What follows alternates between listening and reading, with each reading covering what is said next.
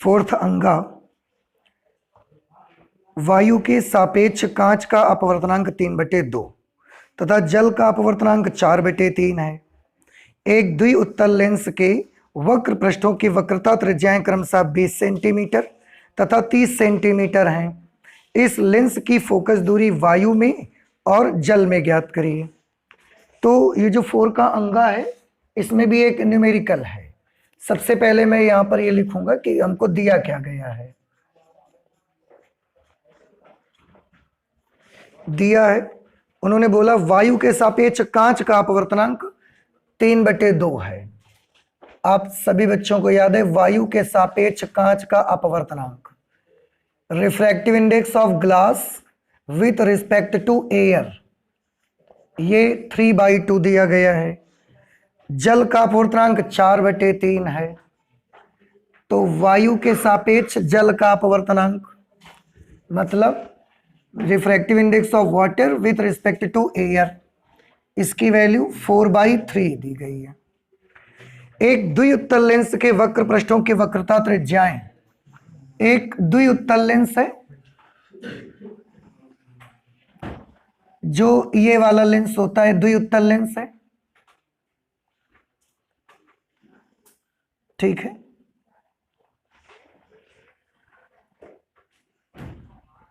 तो इस द्विउत्तल लेंस के वक्र पृष्ठों की जो त्रिज्याएं हैं वो 20 सेंटीमीटर और 30 सेंटीमीटर है। इसकी त्रिज्या मान लिया R1 और इसकी त्रिज्या R2 है। इधर वाले वक्र पृष्ठ की R1, इधर वाले वक्र पृष्ठ की R2, और ये 20 और 30 सेंटीमीटर है। बेटा आप देखो ध्यान से, ये वाला जो कर्व्ड सरफेस है इसका रेडियस हमको इधर की तरफ नापना पड़ेगा, समझ रहे हैं ना। ये ऐसा कर्व है ना, तो इसका रेडियस इधर की तरफ नापना पड़ेगा। और ये डिस्टेंस कैसी लेनी होती है, प्लस। तो R1 की वैल्यू कैसे लेंगे हम, plus R1 is equal two plus 20 centimetre. R2 ये वाला जो वक्र पृष्ठ है, अगर आप इसे ऐसा पूरा करोगे तो ऐसा बनेगा। तो इसकी वक्रता त्रिज्या आपको किधर की तरफ नापनी पड़ेगी, लेफ्ट में। और लेफ्ट साइड वाली डिस्टेंसेस कैसे ली जाती हैं, माइनस। तो R2 is equal to -30 centimetre. तो एक ये बड़ी इंपॉर्टेंट चीज है, इसको आपको याद रखना है। अगर द्विउत्तल लेंस है तो उसमें जो R1 होगा वो पॉजिटिव रहेगा, लेकिन जो R2 होगा वो नेगेटिव होता है, ठीक है। क्योंकि R1 हमें राइट साइड में मेजर करना रहता है और R2 हमें लेफ्ट में मेजर करना होता है। इसलिए R1 वाली डिस्टेंस को पॉजिटिव और R2 को नेगेटिव साइन के साथ लेते हैं। ये हमने नोट कर लिया। आगे लिखा इस लेंस की फोकस दूरी ज्ञात करनी है वायु में और जल में। तो इतनी सारी बातें हमको दी गई हैं। इसके बाद हम यहां नोट करेंगे ज्ञात करना है वायु में फोकस दूरी।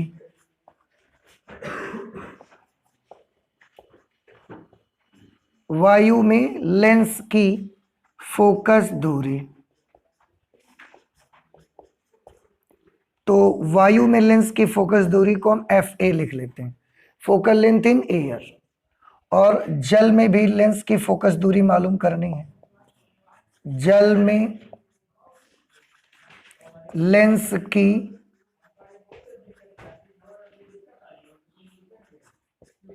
फोकस दूरी, और इसे हम डिनोट कर लेते हैं FW, focal length of lens in water. ये भी हमको मालूम करना है, ठीक है। तो ये हमारा क्वेश्चन है, समझ आ गया ना आपको। ये वाला रेडियस ऑफ कर्वेचर इधर वाले का इधर की तरफ मेजर करना पड़ेगा हमको, इसलिए R1 पॉजिटिव और R2 नेगेटिव के साथ लेंगे। लेकिन अगर इसी में ये द्विअवतल लेंस होता, तो देखिए ध्यान से, द्विअवतल लेंस होता तो R1 R2, R1 को आपको किस तरफ नापना पड़ता, लेफ्ट में, तो नेगेटिव लेते फिर। और R2 को किस तरफ मेजर करना पड़ता, राइट में, तो R2 पॉजिटिव लेते। तो द्विउत्तल लेंस में R1 पॉजिटिव R2 नेगेटिव, लेकिन द्विअवतल लेंस अगर होगा तो R1 नेगेटिव R2 पॉजिटिव। ये थोड़ा सा आपको दिमाग में रखना है, ठीक है। इसके लिए हमें ना, चलिए सॉल्यूशन स्टार्ट करते हैं। हल में हम करेंगे ये, लेंस मेकर्स फॉर्मूला यूज करेंगे।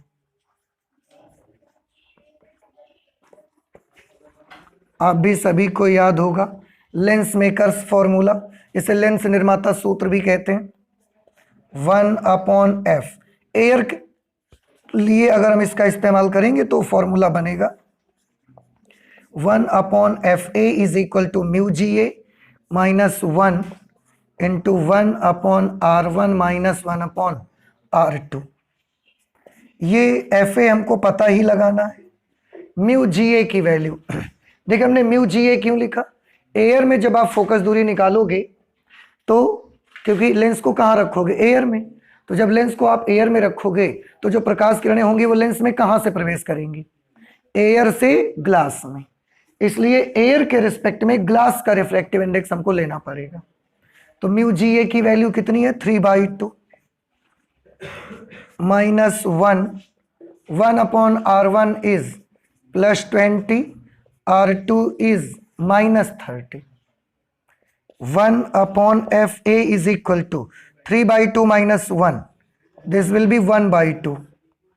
ये माइनस और माइनस कैसा हो जाएगा, प्लस, समझ जाएंगे ना आप।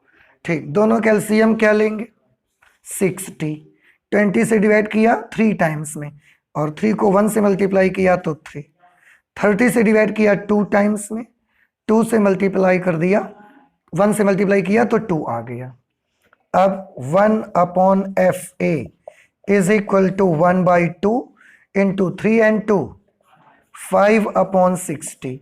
5 1s are 5, 12 5s are 60।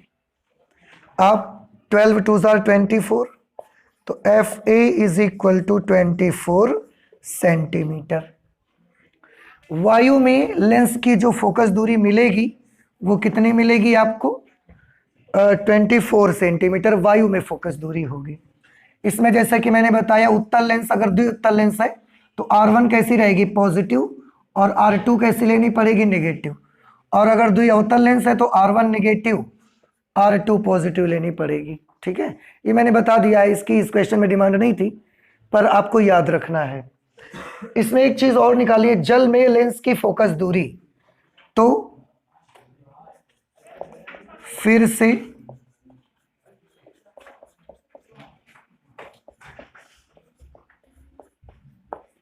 Lens निर्माता सूत्र से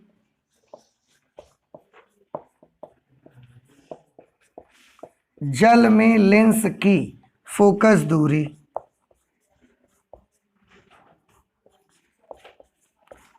जल में लेंस की फोकस दूरी FW इज इक्वल टू, देखो थोड़ा ध्यान से देखिएगा बेटा, वायु में जब लेंस की फोकस दूरी निकाली है आपने तो उस समय लेंस को वायु में रखा गया होगा।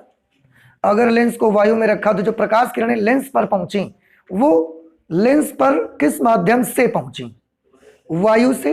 तो हमने वायु के सापेक्ष कांच का अपवर्तनांक का इस्तेमाल किया। लेकिन अगर बेटा लेंस को आप जल में रख दोगे, देखो ये मैंने लेंस लिया और इसको मैंने ये एक जल में डुबा दिया, अब प्रकाश किरण जो भी पहुंचेगी आप देखो क्या डायरेक्ट एयर से कांच में पहुंच जाएगी, पहले एयर से जल में जाएगी, फिर जल से कांच में जाएगी। तो जब कांच में किरण पहुंचेगी वो कहां से जाएगी, जल से पहुंचेगी। इसलिए आपको कौन सा रिफ्रैक्टिव इंडेक्स लेना पड़ेगा, आपको रिफ्रैक्टिव इंडेक्स लेना पड़ेगा म्यू जी डब्ल्यू, जल के सापेक्ष कांच का अपवर्तनांक। ये आप सभी को अच्छे से याद रखना, क्योंकि डायरेक्ट अब एयर से तो ग्लास में किरण नहीं पहुंचेगी ना, अब एयर से पहले वाटर में एंटर करेगी, फिर वाटर से ग्लास में जाएगी, तो mu for glass with respect to water -1। और ये पूरा वैसे ही लिख दो आप, इसमें कोई चेंज नहीं होगा। म्यू जी डब्ल्यू कैसे निकालेंगे, जल के सापेक्ष कांच का अपवर्तनांक, इसको निकालेंगे mu ji A upon mu W a -1 into 1/r1 -1/r2। ठीक है, तो ये भी आपको याद रखना है, mu G W is equal to, sorry, mu G W is equal to mu ji A upon mu W A. देखो जो पहले होता है वो ऊपर रहेगा और जो बाद में होता है वो नीचे रहेगा। जी पहले था तो इसका अपवर्तनांक वायु के सापेक्ष पहले रहेगा और जल बाद में, तो जल का अपवर्तनांक वायु के सापेक्ष नीचे हो जाएगा। तो ये हमने फॉर्मूला लिख दिया, mu ji a 3/2 upon mu W a 4/3 minus 1 upon +20 minus 1 upon -30। बेटा अब आप जानते हो ये माइनस और माइनस दोनों मिलके क्या बन जाएंगे, प्लस बन जाएंगे। इसको सॉल्व करोगे तो क्या होगा, 3 3 9 4 2 8, 9/8 माइनस 1 और इसमें फिर से 60 एलसीएम ले लेंगे तो 3 + 2। आप एक बार और सॉल्व कर चुके हो पहले ही यही चीज, इसलिए मैंने इसको ऐसे कर दिया। F in W is equal to, इसको कैलकुलेट करोगे 1/8 बचेगा और ये 5/60, 5 से फिर 60 को काट देंगे 1/12। इस तरह से आप देखोगे तो FW की वैल्यू 12 8 96 सेंटीमीटर। तो जल के अंदर लेंस की फोकस दूरी कितनी आ गई, 96 सेंटीमीटर, और वायु में लेंस की फोकस दूरी कितनी होगी, 24 सेंटीमीटर। इस तरह से ये आपका न्यूमेरिकल लगेगा। तो ये कौन सा क्वेश्चन हमने कर लिया, 4 अंगा कर लिया। ठीक है, इसके बाद 5 नंबर क्वेश्चन पर आते हैं।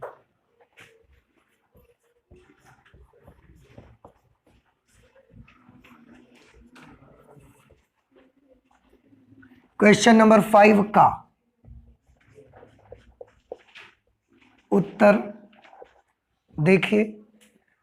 क्वेश्चन नंबर 5 का में मैं पढ़ता हूं, आप भी ध्यान से सुनिए। लिखा है प्रकाश विद्युत उत्सर्जन से संबंधित इलेक्ट्रॉन की अधिकतम गतिज ऊर्जा तथा आपतित प्रकाश की आवृत्ति में एक ग्राफ बनाइए। क्या उन्होंने बोला कि प्रकाश विद्युत उत्सर्जन से संबंधित इलेक्ट्रॉन की जो अधिकतम गतिज ऊर्जा है और आपतित प्रकाश की आवृत्ति, इसके बीच आपको एक ग्राफ बनाना है और फर्स्ट और सेकंड 2 पार्ट भी लगे उसके साथ कि ग्राफ में देहली आवृत्ति को दर्शाइए और सेकंड पार्ट में ग्राफ के ढाल का मान ज्ञात करिए। ठीक है, तो ये कैसे पता लगाओगे, इसके लिए देख सकते हैं आप। सबसे पहले मुझे ग्राफ बनाना पड़ेगा, तो मैं हेडिंग बनाऊंगा एक कि प्रकाश विद्युत उत्सर्जन से संबंधित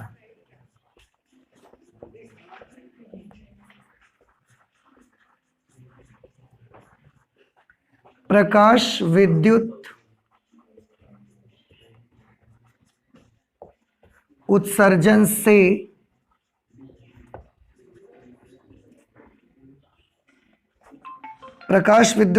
से संबंधित इलेक्ट्रॉन की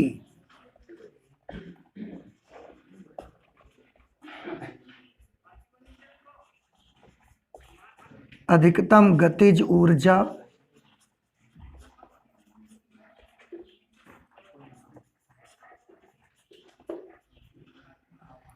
इलेक्ट्रॉन की अधिकतम गतिज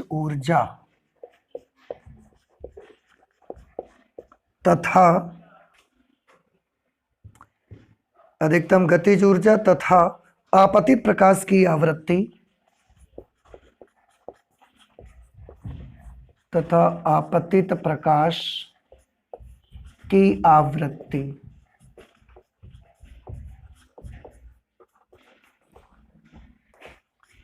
में ग्राफ। देखिए इसका ग्राफ कैसे बनेगा, इसमें हम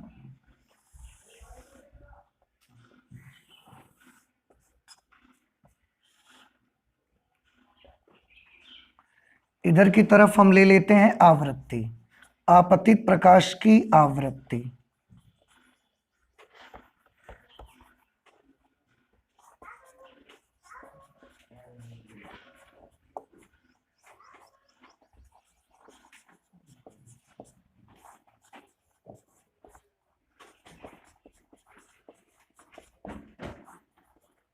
आपतित प्रकाश की आवृत्ति, और इधर की तरफ हम ले लेते हैं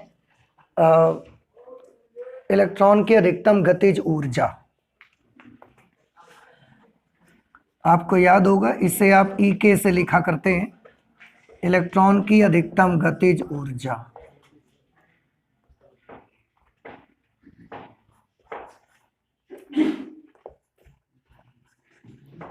इलेक्ट्रॉन की अधिकतम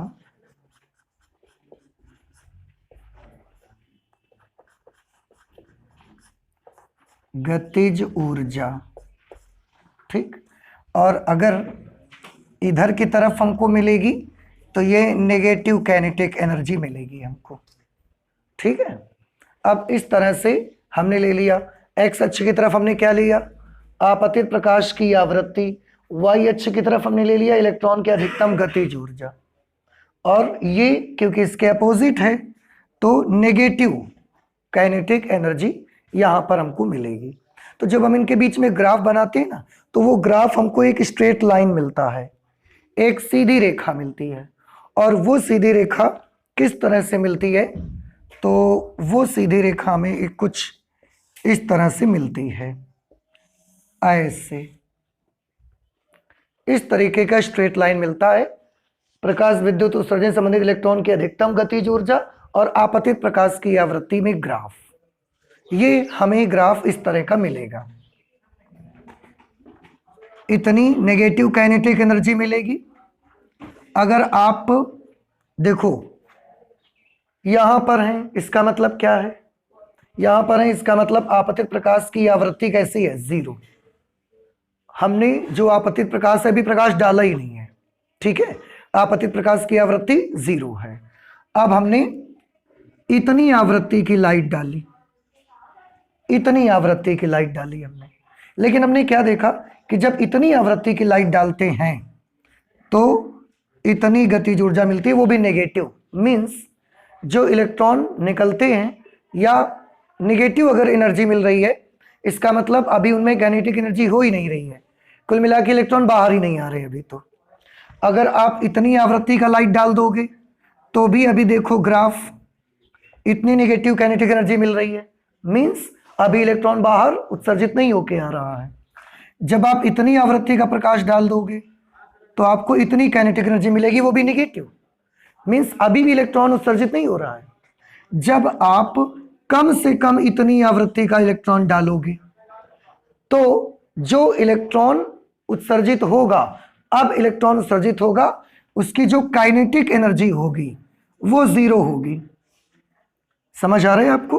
देखो जैसे जैसे आपतित प्रकाश की आवृत्ति आप बढ़ाते जाओगे, जब यहां पर इतनी आवृत्ति का लाइट आप डालोगे तो जो प्रकाश इलेक्ट्रॉन बाहर निकलेगा उसका गतिज ऊर्जा 0 के बराबर होगी, क्योंकि गतिज ऊर्जा ऊपर नहीं जा रही अभी ग्राफ।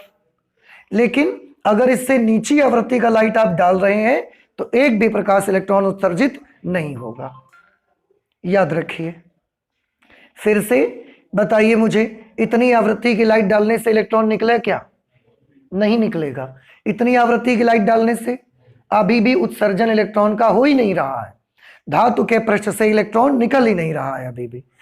कम से कम जब इतनी आवृत्ति की लाइट आप आपतित करोगे तब धातु के पृष्ठ से इलेक्ट्रॉन निकलना प्रारंभ हो जाएंगे। लेकिन जब इतनी आवृत्ति की लाइट डालोगे तो इलेक्ट्रॉन तो निकलेंगे, लेकिन उनकी अधिकतम गतिज ऊर्जा कितनी होगी? 0। बस केवल निकल के बाहर तो आ जाएंगे, इतनी एनर्जी उनको मिलेगी, निकल के बाहर आ जाएंगे, उनकी काइनेटिक एनर्जी कुछ भी नहीं रहेगी। अगर आप और एनर्जी बढ़ा देंगे आपतित प्रकाश की, इतनी ऊर्जा का इतनी आवृत्ति का प्रकाश डाल दिया आपने, तो अब देखो ग्राफ नीचे नहीं है, अब ग्राफ ऊपर है। अब आपको इतनी गतिज ऊर्जा के प्रकाश इलेक्ट्रॉन मिलने लगेंगे। प्रकाश इलेक्ट्रॉन अब निकल भी रहे हैं और उनकी गतिज ऊर्जा भी उनके पास है, ठीक। तो ये इस ग्राफ का मीनिंग है। अब आपने एक चीज और पढ़ी हुई है, देहली आवृत्ति पढ़ा हुआ था। वह न्यूनतम आवृत्ति, आपतित प्रकाश की वो न्यूनतम आवृत्ति, आपतित प्रकाश की वो न्यूनतम आवृत्ति जिससे प्रकाश इलेक्ट्रॉन धातु के पृष्ठ से उत्सर्जित हो सके, उसको कौन सी आवृत्ति बोला जाता है?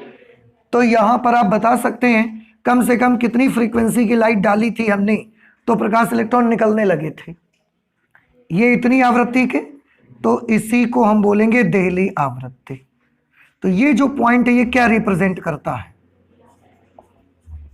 ये रिप्रेजेंट करता है देहली आवृत्ति को प्रदर्शित करता है। ये threshold frequency, cut off frequency को रिप्रेजेंट करेगा।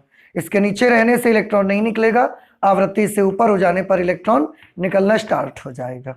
ठीक है, अब इनके बीच जो एक आप इक्वेशन अगर इनकी बनाते हैं, अगर आप इसकी इक्वेशन बनाने जाएंगे तो आप पाएंगे कि इसकी जो इक्वेशन आती है ई के, क्योंकि ये एक स्ट्रेट लाइन ग्राफ मिलता है तो इसकी इक्वेशन मुझे कुछ इस तरीके की मिलती है, और वो मिलती है ए न्यू माइनस बी, जहां ए और बी क्या चीजें हैं? कांस्टेंट हैं। ए और बी क्या हैं? कांस्टेंट हैं। ई के अधिकतम गतिज ऊर्जा को रिप्रेजेंट करता है और जो न्यू है वो आपतित प्रकाश की आवृत्ति को रिप्रेजेंट करता है। तो अगर आप इसका ग्राफ, इसका जो इक्वेशन है वो इक्वेशन बनाने जाएं तो आपको लगभग ये इक्वेशन यहां पर मिलती है। ठीक, अच्छा, इस लाइन की इक्वेशन जो मिलेगी, अब इन्होंने देखना है कि पूछा क्या क्या है। उन्होंने पूछा आपतित प्रकाश की आवृत्ति में एक ग्राफ बनाइए, तो ग्राफ तो हमने बना दिया भाई। आगे लिखा हुआ है ग्राफ में देहली आवृत्ति दर्शाइए, तो बेटा ग्राफ में देखो हमने देहली आवृत्ति भी दर्शा दिया। इस देहली आवृत्ति का मतलब तो भैया समझ आ गया ना आपको? इसका मतलब ये है कि जब आप धातु के पृष्ठ पर कम से कम इतनी फ्रीक्वेंसी की लाइट डालोगे, इतनी फ्रीक्वेंसी, तो इलेक्ट्रॉन निकलना शुरू होंगे। इसीलिए ये वाली जो फ्रीक्वेंसी है इसका नाम हम रखा देहली आवृत्ति। तो ग्राफ में हमने ये भी शो कर दिया भाई। आगे लिखा है ग्राफ के ढाल का मान ज्ञात करिए। ग्राफ के ढाल का मान भी आपको ज्ञात करना है। ठीक है, आप थोड़ा सा ध्यान से देखिए, इस ग्राफ की ये इक्वेशन आई, जरा गौर करिएगा। आपने अगर मैथमेटिक्स पढ़ी है, ऐसे अगर कोई ग्राफ मिलता था तो वो ग्राफ हम लिखते थे y बराबर mx माइनस सी। याद करिए, क्यों? क्योंकि y अक्ष पर अंतःखंड कट रहा है। ये जो b है ना, ये b इतनी लेंथ को कहा जा रहा है, ये नेगेटिव काइनेटिक एनर्जी है। तो अगर इसी में धनात्मक अंतःखंड कटता तो इसकी इक्वेशन क्या मिलती है? y बराबर mx प्लस सी, क्योंकि y अक्ष पर जो इंटरसेप्ट काटा जा रहा है, जो अंतःखंड कट रहा है वो ऋणात्मक कट रहा है, इसलिए graph y equals to mx minus c type की इक्वेशन आपको मिलेगी। समझ आ गया? अच्छा, अब आप ध्यान से देखिए, इसमें m क्या चीज होती है? m रेखा की प्रवणता होती है। तो इस ग्राफ में प्रवणता, इस इक्वेशन में प्रवणता कौन है? a है इस ग्राफ की प्रवणता। और उन्होंने देखो सेकंड पार्ट पे यही बोला है। फर्स्ट पार्ट का तो काम हमने कर दिया। फर्स्ट पार्ट में एक तो ग्राफ बना दिया, दूसरा फर्स्ट पार्ट का काम ये था ग्राफ में देहली आवृत्ति दर्शाइए। तो हम लिखे दे रहे हैं ग्राफ में देहली आवृत्ति को न्यू नॉट से दर्शाया गया है। ग्राफ में देहली आवृत्ति को न्यू नॉट से दर्शाया गया है। बस ये ग्राफ में हमने दिखा दिया। सेकेंड पार्ट लिखा हुआ है कि ग्राफ में ढाल का मान ज्ञात करिए।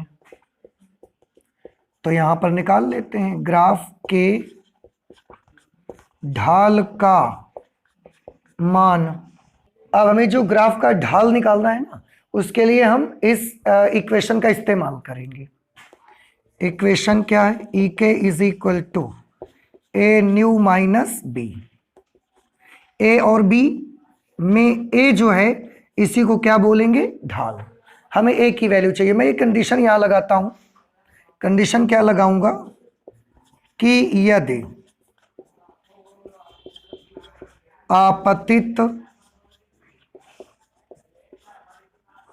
आपतित प्रकाश की आवृत्ति nu is equal to nu nought. थोड़ा ध्यान से इसको समझिए। अगर आपतित प्रकाश की आवृत्ति, यानी कि जो प्रकाश धातु के पृष्ठ पर आपतित हो रहा है, उसकी आवृत्ति न्यू नॉट के बराबर है। न्यू नॉट के बराबर है मतलब देहली आवृत्ति के बराबर है। तो क्या बता सकते हैं उस समय अधिकतम गतिज ऊर्जा का मान कितना होगा? कितना? जब आपतित प्रकाश की आवृत्ति देहली आवृत्ति के बराबर है तो उस समय उत्सर्जित प्रकाश इलेक्ट्रॉन की अधिकतम गतिज ऊर्जा का मान बताइए। जीरो, जीरो नहीं होगा। आप देखो ना, आपने अभी मैंने बताया कि अगर आपतित प्रकाश की आवृत्ति देहली आवृत्ति के बराबर है तो इलेक्ट्रॉन निकलना स्टार्ट होंगे, लेकिन उस समय उनकी जो अधिकतम गतिज ऊर्जा होगी वो कितनी होगी? वो जीरो होगी। ग्राफ में भी आपको दिख रहा है, उस समय अधिकतम गतिज ऊर्जा इलेक्ट्रॉनों की कितनी होगी? जीरो हो जाएगी। तो ई के की जगह जीरो और न्यू की जगह न्यू नॉट लिख देते हैं। ई के की जगह zero, a nu nought minus b. हमें तो न्यू ए चाहिए तो बी इधर लेते आइए। B is equal to a nu nought, और ए अगर आपको निकालना है तो आप क्या लिखेंगे? B upon nu not.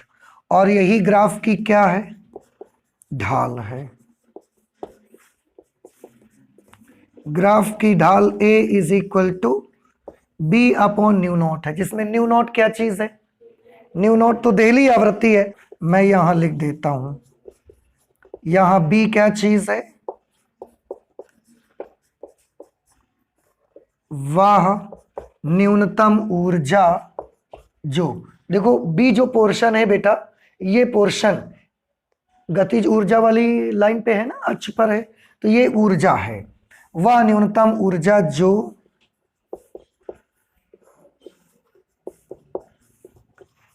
किसी धातु के पृष्ठ से प्रकाश इलेक्ट्रॉनों को उत्सर्जित करने के लिए आवश्यक है। वह न्यूनतम ऊर्जा जो किसी धातु के पृष्ठ से प्रकाश इलेक्ट्रॉनों को उत्सर्जित करने के लिए आवश्यक है। ठीक, और इसी ऊर्जा को धातु का कार्यफलन कहते हैं। इसी ऊर्जा को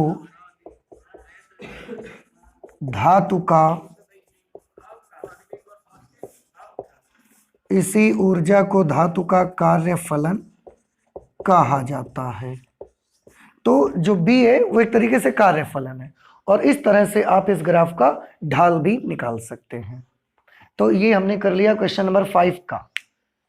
पहले तो अधिकतम गतिज ऊर्जा और आपतित प्रकाश की आवृत्ति के बीच ग्राफ बनाया, फिर उसमें देहली आवृत्ति शो की, और इसके बाद ग्राफ के ढाल का मान निकाला, और उसमें जो राशियां आ रही थी उसको भी हमने एक्सप्लेन कर दिया कि कौन सी क्वांटिटी क्या रिप्रेजेंट करती है। तो ये हो गया हमारे 5 का। आप इसे नोट करें। इसके बाद आते हैं 5 खा पे। क्वेश्चन नंबर 5 खा में है स्वप्रेरण गुणांक की परिभाषा लिखिए। तो पहले आपको स्वप्रेरण गुणांक की परिभाषा लिखनी है, और इसके बाद एक न्यूमेरिकल भी इसके साथ लगा हुआ है। 5 हेनरी के एक प्रेरक में 0.1 सेकंड में धारा 12 एम्पियर से बदलकर 7 एम्पियर हो जाती है। प्रेरक में कितना विद्युत वाहक बल प्रेरित होगा, यह भी आपको पता लगाना है। सबसे पहले हमारा काम है स्वप्रेरण गुणांक की परिभाषा लिखना। तो स्वप्रेरण गुणांक,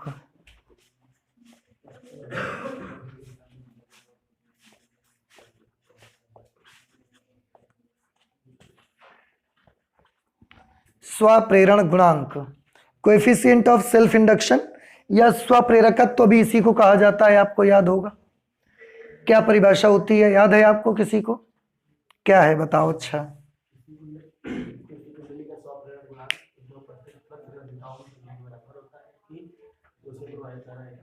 प्रवाहित धारा एकांक हो। एक विद्युत वाहक बल के पदों में भी आया था फॉर्मूला स्वप्रेरण गुणांक का मान। किसी कुंडली का स्वप्रेरण गुणांक अथवा स्वप्रेरकत्व उसी कुंडली में उत्पन्न प्रेरित विद्युत वाहक बल के संख्यात्मक मान के बराबर होता है, जबकि कुंडली में धारा परिवर्तन की दर एकांक हो। ठीक है, ये डेफिनेशन हम लोग नोट करेंगे, लिख लेते हैं।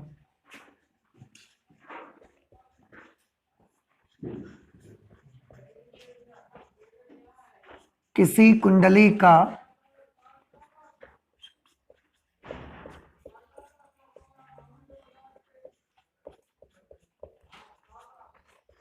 स्वप्रेरण गुणांक अथवा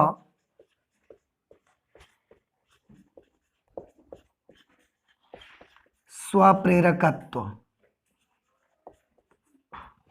किसी कुंडली का स्वप्रेरण गुणांक अथवा स्वप्रेरकत्व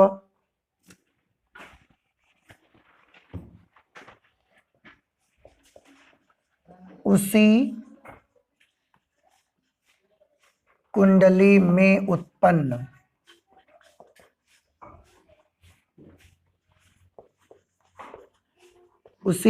उत्पन्न प्रेरित विद्युत वाहक बल के संख्यात्मक मान के बराबर होता है,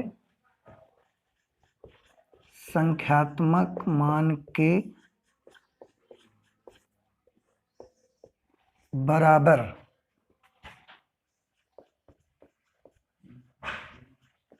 होता है, जबकि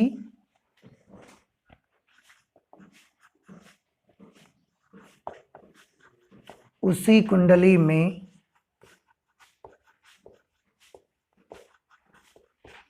धारा परिवर्तन की दर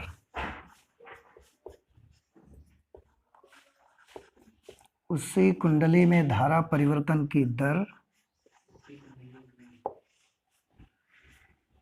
उसी कुंडली में धारा परिवर्तन की दर एकांक हो।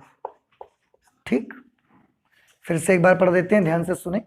किसी कुंडली का स्वप्रेरण गुणांक अथवा स्वप्रेरकत्व उसी कुंडली में उत्पन्न प्रेरित विद्युत वाहक बल के संख्यात्मक मान के बराबर होता है, जबकि उसी कुंडली में धारा परिवर्तन की दर एकांक हो। किससे प्रदर्शित करते हैं इसे कैपिटल एल से प्रदर्शित करते हैं, इसे कैपिटल एल से प्रदर्शित करते हैं। फॉर्मूला याद है किसी को? L is equal to minus e upon d i upon d t, ये फॉर्मूला होता है इसका। ठीक है, इसमें ई क्या चीज है? कुंडली में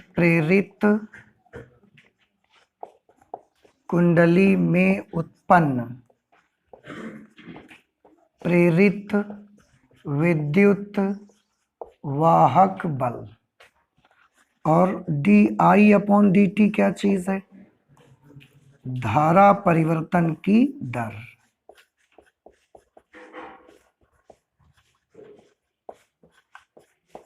ठीक, ये सारा कुछ इसके बारे में हो गया, स्वप्रेरण गुणांक के बारे में। बहुत ज्यादा आप अगर मात्रक लिखना चाहते हैं तो मात्रक लिख सकते हैं। एल का मात्रक क्या होगा? एल का मात्रक वोल्ट सेकेंड पर एम्पियर, वोल्ट सेकेंड पर एम्पियर, या इसी का दूसरा नाम क्या रखा गया था? हेनरी। ठीक है, इतनी सारी चीजें। इसके बाद इसमें एक न्यूमेरिकल लगा हुआ है, तो अब उसको शुरू कर देते हैं।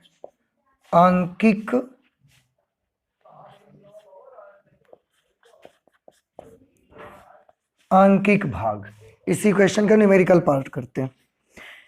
लिखा है 5 हेनरी के एक प्रेरक में कुछ बातें हैं जो हमको दी गई हैं ऑलरेडी न्यूमेरिकल को सॉल्व करने के लिए। तो दिया है 5 हेनरी के एक प्रेरक L is equal to 5 henry. प्रेरक में 0.1 सेकेंड में धारा, जो करंट है वो 0.1 सेकेंड, ये टाइम दिया गया है। तो delta t is equal to 0.1 second में धारा 12 एम्पियर से बदलकर 7 एम्पियर हो जाती है। इसका मतलब ये हुआ कि पहले जो धारा थी वो 12 एम्पियर थी, और बाद में जो धारा हो गई है वो 7। धारा का मान क्या हो रहा है? कम हो रहा है, घट रहा है, बदल रहा है। प्रेरक में कितना विद्युत वाहक बल प्रेरित होगा? तो इतनी सारी बातें तो हमको दी गई हैं। इसके बाद क्वेश्चन पढ़ के आपको पता लगा कि क्या ज्ञात करना है। कुंडली में उत्पन्न प्रेरित विद्युत वाहक बल।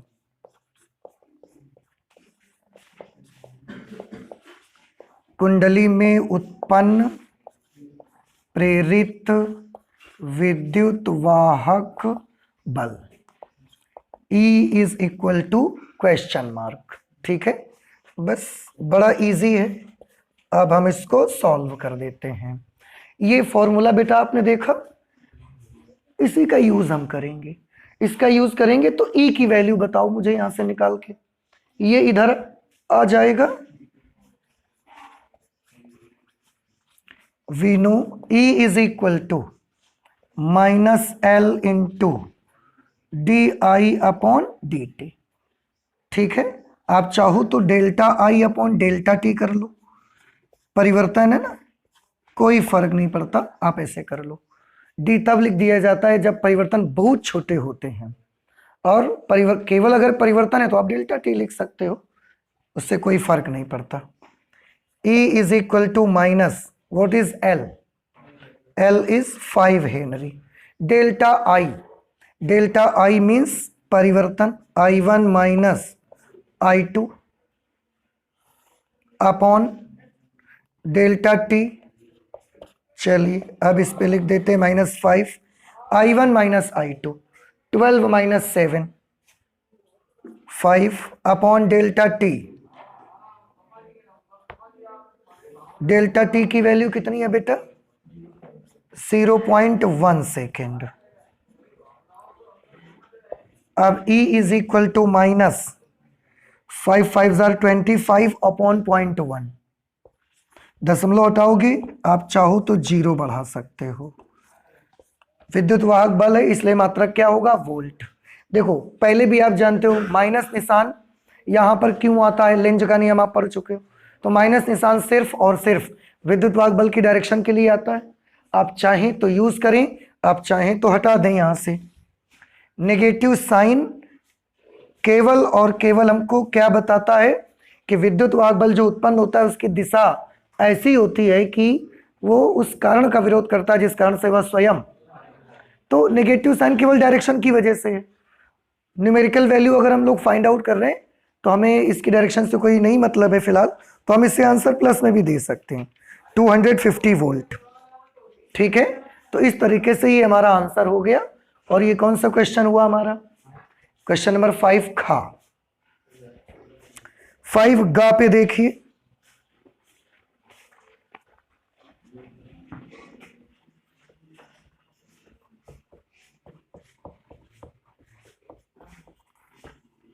क्वेश्चन नंबर 5 गा।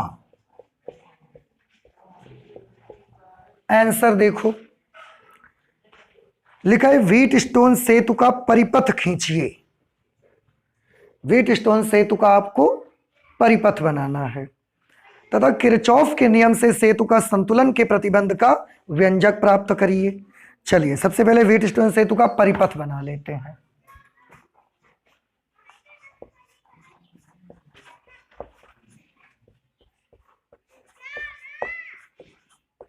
व्हीट स्टोन सेतु का परिपथ,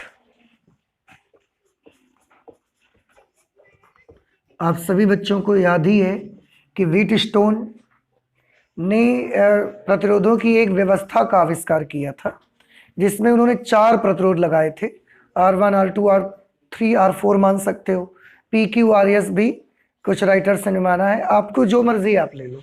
4 प्रतिरोधों को उन्होंने जोड़ा और उनको जोड़कर एक चतुर्भुज बनाया। उस चतुर्भुज के एक विकर्ण के दोनों सिरों के बीच में उन्होंने क्या लगाया था? एक बैटरी लगाई और एक दूसरे विकर्ण के दोनों सिरों के बीच में एक गैल्वेनोमीटर धारा मापी लगाई। बस वही सर्किट आपको तैयार कर देना है। चलिए देखिए मैं बना देता हूं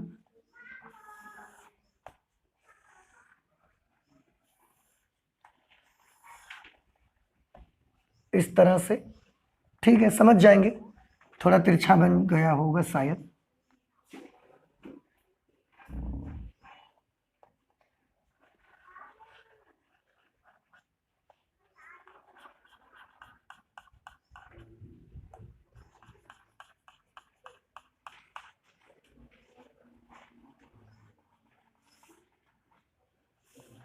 ये देखिए 4 प्रतिरोधों को हमने कनेक्ट कर दिया इस तरह से, R1, R2, R3 और ये R4। इनके कुछ नाम रख सकते हैं आप, A, B, C और ये D। ठीक है। अब मैंने बोला इसके एक विकर्ण के बीच, तो एक विकर्ण AC होगा A और C के बीच, और एक विकर्ण B और D के बीच होगा। तो ये जो विकर्ण A और C के बीच में है, इसमें हम कनेक्ट करेंगे, एक बैटरी लगाई जाएगी यहां पर, ये बैटरी का पॉजिटिव टर्मिनल और ये negative terminal. Let its EMF is E। आप चाहें उसके साथ उसका इंटरनल रेसिस्टेंस भी आप दिखा सकते हैं। ठीक, यहां पर हम एक की भी लगा सकते हैं ताकि हम सर्किट को स्विच ऑन और ऑफ कर सकें। तो ये यहां पर क्या लगी है, एक बैटरी, ये क्या लगी है भैया, एक की, एक विकर्ण में बैटरी की। आप यहां पर एक रियोस्टेट भी दे सकते हैं ताकि करंट को हम कम और ज्यादा भी कर सकें। देखो स्विच आपकी करंट ऑफ और ऑन करेगा, करंट को कंट्रोल तो नहीं करेगा ना। अगर आपको करंट भी कंट्रोल करवानी है तो यहां पर आप एक रियोस्टेट भी लगा सकते हैं।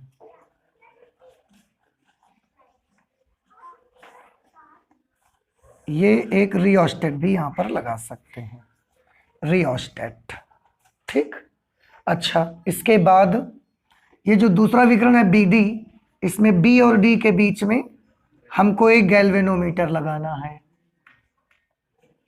गैल्वेनोमीटर का भी अपना कुछ रेसिस्टेंस होगा, वो हमने लगा दिया। इस रास्ते पर भी हम चाहें तो एक की लगा सकते हैं। ठीक, ये गैल्वेनोमीटर लगा है, लिख दिया है मैंने जी, आप समझ जाएंगे। तो ये है परिपथ व्हीटस्टोन सेतु का। फिर से एक बार व्हीटस्टोन सेतु का परिपथ खींचिए। तो हमने व्हीटस्टोन सेतु का परिपथ तो खींच दिया, समझ आ गया ना आपको। R1, R2, R3, R4 4 प्रतिरोधों की एक विशेष अरेंजमेंट को उन्होंने डिस्कवर किया हुआ था, जिसके एक विकर्ण A और C के बीच में एक बैटरी, एक कुंजी, एक रियोस्टेट लगाया, दूसरे विकर्ण में एक गैल्वेनोमीटर, और ये गैल्वेनोमीटर का अपना कुछ ना कुछ रेसिस्टेंस होगा, तो वो हमने एक रेसिस्टेंस बना दिया छोटा सा। उस रास्ते पर भी एक की लगाई है ताकि करंट को हम ऑन और ऑफ कर सके। परिपथ हो गया। इसके बाद लिखा है किरचॉफ के नियम से सेतु का संतुलन के प्रतिबंध का व्यंजक प्राप्त करिए। ठीक है, तो हमारा जो एक तो ये काम हो गया, उसके नीचे आप करेंगे, देखो ये जब आप लिखेंगे करेंगे, उसके नीचे 1-2 लाइन छोड़ के अपनी नई हेडिंग डालेंगे, पर मैं जगह की वजह से यही डाल देता हूं। ठीक रहेगा, समझ आ गया ना क्या करना है, क्या करना है बताओ। आप इसको जब करोगे बनाओगे, आप उसके नीचे 1-2 लाइंस के बाद हेडिंग डालोगे। हम जगह की वजह से साइड में ही हेडिंग डाले दे रहे हैं। ठीक, यहां पर क्या हेडिंग रखेंगे भाई, यहीं से देख लेते हैं। किरचॉफ के नियम से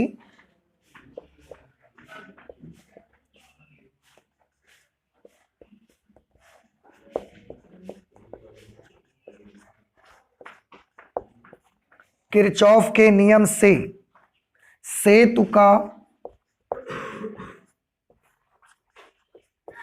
किरचॉफ के नियम से सेतु का संतुलन के प्रतिबंध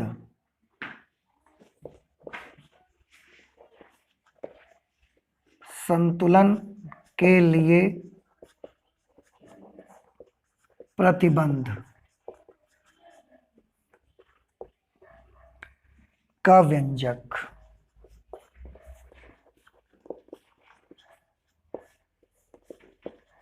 ठीक, ये हमारी इसी क्वेश्चन की अगली हेडिंग है कि किरचॉफ के नियम से सेतु का संतुलन के लिए प्रतिबंध का व्यंजक।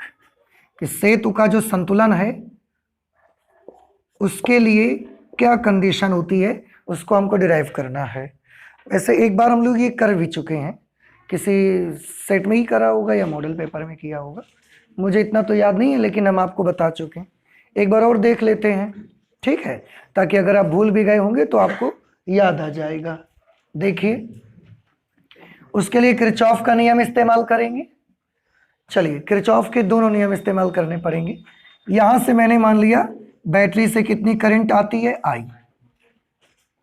ये आई करंट यहां से चली, यहां पर भी करंट आई पहुंची। जब करंट इस जंक्शन पर पहुंचेगी तो उसको जाने के आगे जाने के दो रास्ते हैं, थोड़ी थोड़ी दोनों में चली जाएगी। मैंने मान लिया इस रास्ते में करंट चली गई I1 और इस रास्ते में करंट आ गई I2। अब आप देखो यहां पर आपने किरचॉफ का पहला नियम लगा दिया।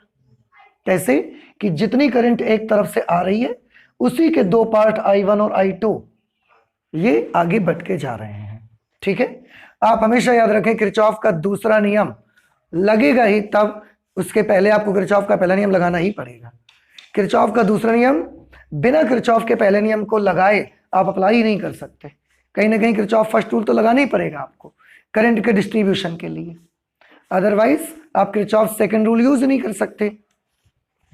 ये करंट I1 क्योंकि संतुलन की अवस्था में है, ये अगर संतुलन की अवस्था में है तो गैल्वेनोमीटर वाले रास्ते पे कोई करंट नहीं जाएगी, इसलिए पूरी की पूरी I1 करंट जो यहां जाएगी इस रास्ते में एक भी करंट नहीं आएगी, तो पूरी की पूरी करंट यहां चली जाएगी।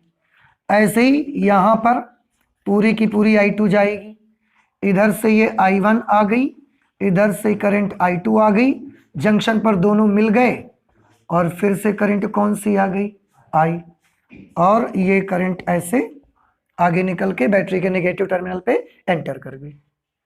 ठीक है, अच्छा सबसे पहले तो संतुलन वाली कंडीशन पे सेतु के संतुलन की अवस्था में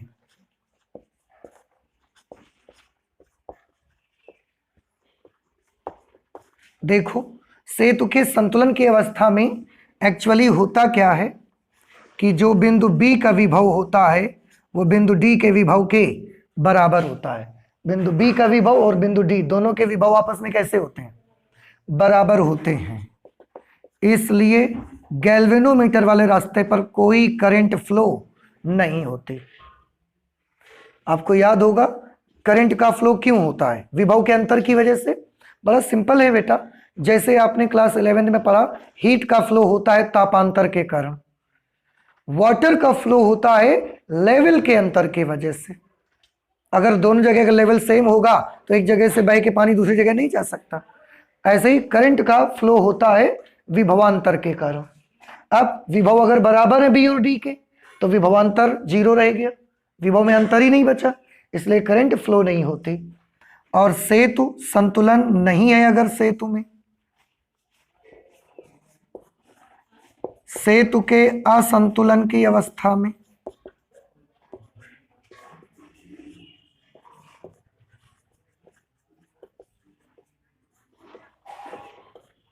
सेतु की असंतुलन की अवस्था में जो बिंदु B का पोटेंशियल होता है वो बिंदु D के पोटेंशियल के बराबर नहीं होता। दोनों में से किसी एक का पोटेंशियल हाई होगा और किसी एक का पोटेंशियल लो होगा। और उस वक्त करंट जो गैल्वेनोमीटर वाले रास्ते पर करंट जाएगी वो करंट जीरो के बराबर, ओ नो, अगर B और D के विभव बराबर होंगे तो करंट जीरो होगी, और अगर बिंदु के विभव बराबर नहीं है तो करंट जीरो नहीं होगी, कुछ ना कुछ करंट बहेगी, प्रवाहित होगी। हमें कौन सी अवस्था को पढ़ना है, संतुलन की अवस्था को पढ़ना है। तो संतुलन की अवस्था में देखो लिखा नहीं, सेतु के संतुलन के लिए, ठीक, तो हमें संतुलन की अवस्था पढ़नी है। ये मैंने आपको दो कंडीशन बता दी ताकि आपको याद बना रहे। संतुलन की अवस्था में अब हमें किरचॉफ का नियम यहां पर लगाना है, किरचॉफ का दूसरा नियम लगाना है। उसके लिए आप तो जानते हो मुझे एक डायरेक्शन लेनी पड़ेगी। हमने ये डायरेक्शन मान ली क्लॉकवाइज, इसमें क्लॉकवाइज डायरेक्शन हमने मान लिया, ठीक है। इसमें कौन सी माने, क्लॉकवाइज के एंटी क्लॉकवाइज, कुछ भी मानो आंसर तो आएगा ही आपका। आप ये बिल्कुल मत सोचिए कि उसमें क्लॉकवाइज माना है तो इसमें एंटी मानना पड़ता है, ऐसा नहीं है। दोनों में समान मान लो, दोनों में अपोजिट मान लो। अगर आप रूल सही लगाओगे तो आंसर बिल्कुल सही आ जाएगा आपका। कैसा कर लें, क्लॉकवाइज ही कर लें, आसानी रहेगी। हमने आपको बताया भी था जब पढ़ा रहे थे कि अगर करंट की डायरेक्शन में ही आप कैलकुलेशन की डायरेक्शन ले लेते हो तो आपको इजी होगा कैलकुलेट करना। ठीक है, तो इसको मान लेते हैं लूप 1 और इसको मान लेते हैं लूप 2। ठीक है, अब क्या करेंगे देखें। सबसे पहले लूप 1 में, लूप 1 में किरचॉफ के दूसरे नियम से,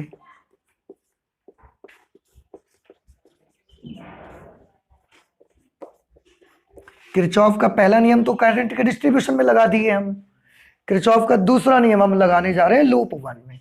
रूल तो याद है ना कि जिस लूप में भी आप किरचॉफ सेकंड लॉ लगाओगे उस लूप में जितने भी एलिमेंट्स होंगे उन सब के सिरों के बीच विभवांतर कैलकुलेट करिए और सबका जोड़ किसके बराबर रखिए, 0 के बराबर। ठीक है, और उसमें भी कुछ बातें आपको याद रखने को बताई गई थी, जैसे प्रतिरोध के सिरों के बीच विभवांतर कैसे कैलकुलेट करना।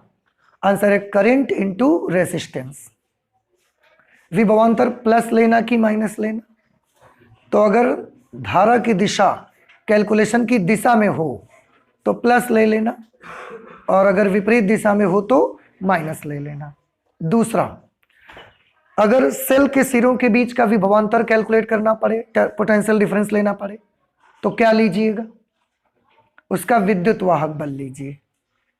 ठीक है, दूसरा प्लस लेना कि माइनस लेना, तो आंसर है कि अगर पॉजिटिव टर्मिनल से नेगेटिव टर्मिनल की ओर चल रहे हैं, कैलकुलेशन करते हुए पॉजिटिव टर्मिनल से नेगेटिव टर्मिनल की ओर अगर चलते हैं तो पॉजिटिव लेना और नेगेटिव से पॉजिटिव की ओर चलते हैं तो नेगेटिव लेना।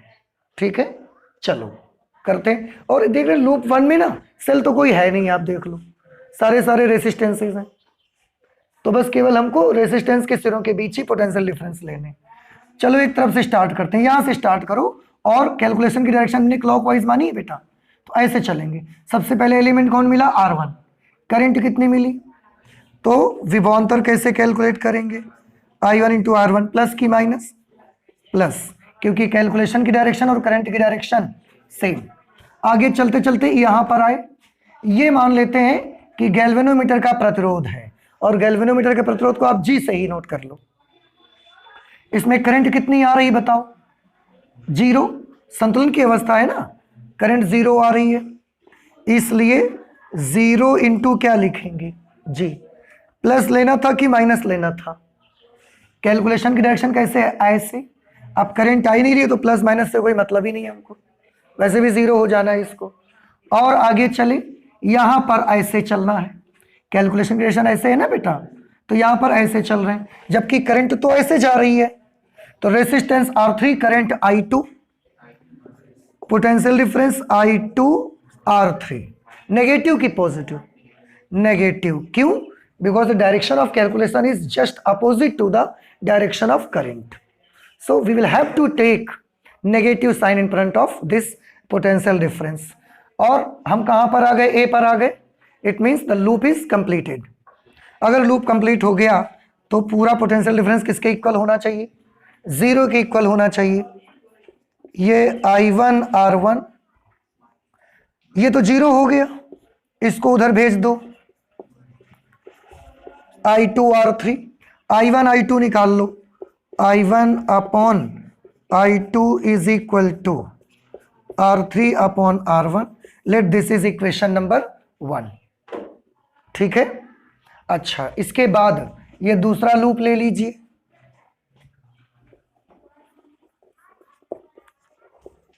लूप 2 में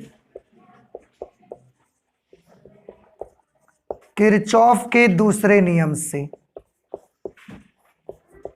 किरचॉफ के दूसरे नियम से। ठीक है, देखिए इस लूप 2 में लगाइए, कैलकुलेशन की डायरेक्शन इसमें भी हमने क्या ली है, क्लॉकवाइज। किसी भी एक जगह से आप भी स्टार्ट करिए, यहां से स्टार्ट करो B से, ऐसे चले तो कैलकुलेशन की डायरेक्शन करंट दोनों सेम डायरेक्शन पे है, इसलिए क्या लेना पड़ेगा, I1 R2 प्लस की माइनस, प्लस, इसके बाद यहां चले चलते इसमें आ जाएंगे। R4 में करंट कितनी जा रही, I2, तो विभवांतर कैसे निकाला जाए, I2 इंटू R4, प्लस की माइनस, माइनस, क्योंकि I तो हम ऐसे हैं और करंट ऐसे जा रही है, माइनस। उसके बाद जब ऐसा चलना शुरू करेंगे तो गैल्वेनोमीटर का प्रतिरोध मिला G, इसमें करंट कितनी आ रही है, 0, तो 0 into g is equal to क्या होना चाहिए, 0। Total potential difference, sum of all potential differences across all the elements in the loop is equal to 0।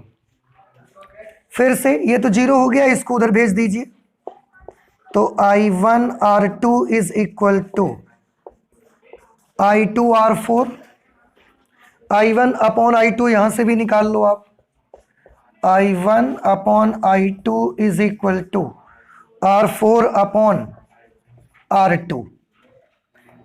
Late this is equation number 2। Equation number ये कौन सी है, 2। अब देखो इक्वेशन 1 और equation 2 दोनों के लेफ्ट हैंड साइड्स आपस में इक्वल हैं, और अगर दो समीकरणों के लेफ्ट हैंड साइड्स आपस में इक्वल हों तो उनके राइट हैंड साइड्स भी आपस में, तो ये बराबर कर दो। समीकरण 1 व समीकरण 2 से इसका राइट हैंड साइड है R3 upon R1 is equal to R4 upon R2, या आप ऐसे कर सकते हो, इसको उधर भेज दो, इसको इधर लेते आओ, तो ये बन जाएगा R1 upon R2 is equal to R3 upon R4। ये कोई भी कंडीशन आप नोट कर दो, यही आपको कंडीशन भी सॉल्व करनी है। ये हो गया हमारे क्वेश्चन नंबर 5 का गा। इसी में एक अथवा वाला पार्ट भी है, इसमें एक छोटा सा न्यूमेरिकल है, अब उसको करते हैं अगली क्लास में, ठीक है। 5 का गा, ये दोनों चीजें हमने कर दी। 5 के गा में अथवा वाला पार्ट अब हम नेक्स्ट क्लास पे करेंगे, ठीक है। तो आज फिजिक्स में इतना ही रखते हैं, आगे और भी सॉल्यूशन करेंगे लेकिन नेक्स्ट क्लास पे। Thank you.